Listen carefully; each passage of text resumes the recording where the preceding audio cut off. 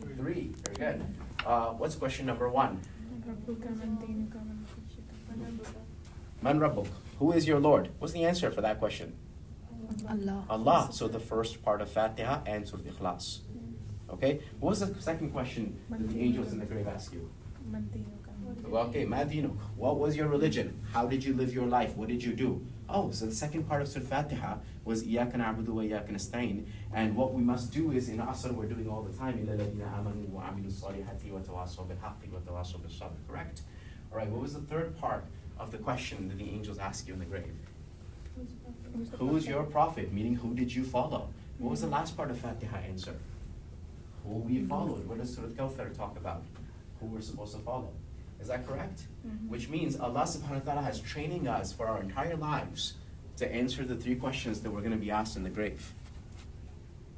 Does that make sense to you? Mm-hmm. Right, so every time we get up for prayer and we're doing like Fatiha, we're actually not doing this as a mechanical exercise. We're doing it because the correct answer to Man Rabbuk is Alhamdulillahi Rabbil Alameen Ar-Rahman Ar-Rahim Maliki Yawmiddin.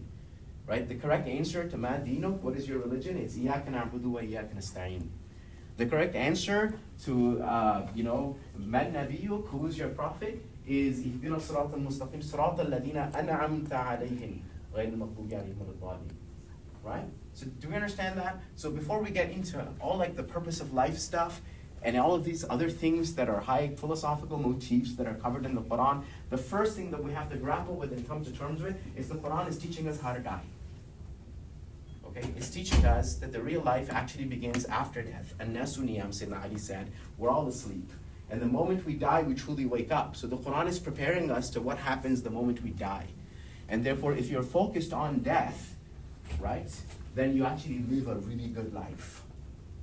This is the Quranic message in a nutshell, right? If you're focused on death and what happens after death, then you live a very strong, a very robust life. If you're worried about consequences, then your actions evolve, they optimize. Right? If every single time we're thinking of studying for a test, but we don't care about this test, we care about how this test adds up and congregates to our final average.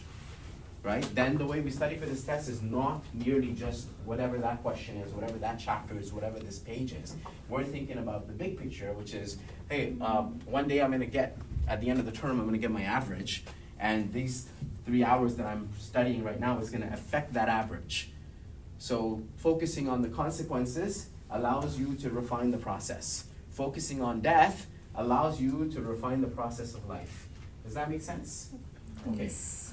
So that's Surah Fatiha. How does it begin? It begins